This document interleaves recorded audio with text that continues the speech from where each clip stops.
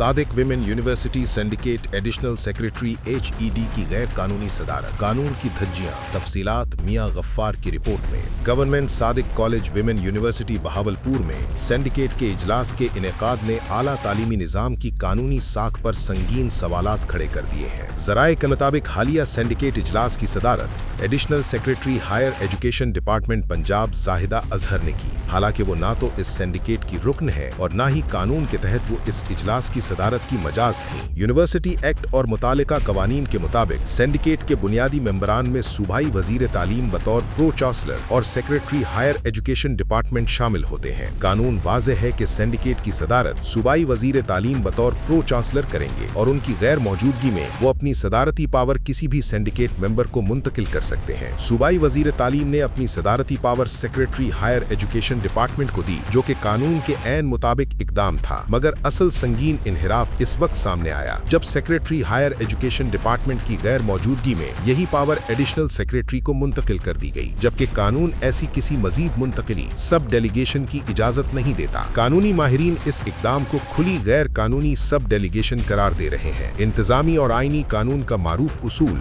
Delegates non पोटेस्ट डेलीगारे वाजे करता है कि जिस अथॉरिटी को इख्तियार तफलीज किया जाए वो उसे मजीद किसी और को मुंतकिल नहीं कर सकती इल्ला ये कि कानून में इसकी सरीह इजाज़त मौजूद हो।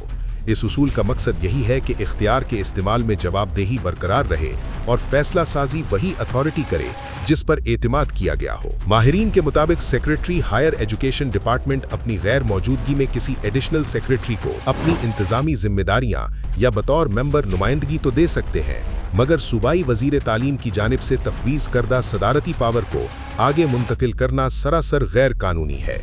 इस तरह की सब डेलीगेशन न सिर्फ कानून की खिलाफ वर्जी है बल्कि सिंडिकेट के तमाम फैसलों की कानूनी हैसियत को भी मशकूक बना देती है।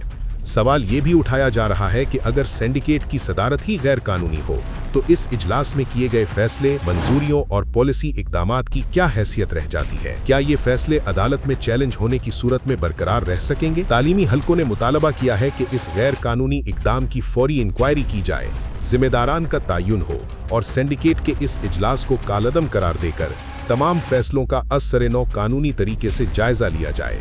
बसूरत दीगर ये मामला न सिर्फ यूनिवर्सिटी बल्कि पूरे हायर एजुकेशन सिस्टम के लिए एक खतरनाक मिसाल बन सकता है। यूनिवर्सिटी के अंदरूनी ज़राए के मुताबिक जाहिदा अजहर मुतअद्दिद बार सिंडिकेट की सदारत कर चुकी हैं। इस बारे में खबर के मौक़िफ़ के लिए जब government Sadiq college women university Bahawalpur की vice chancellor professor doctor Shazia Anjum को कॉल की गई तो उन्होंने कॉल मौसूल न की।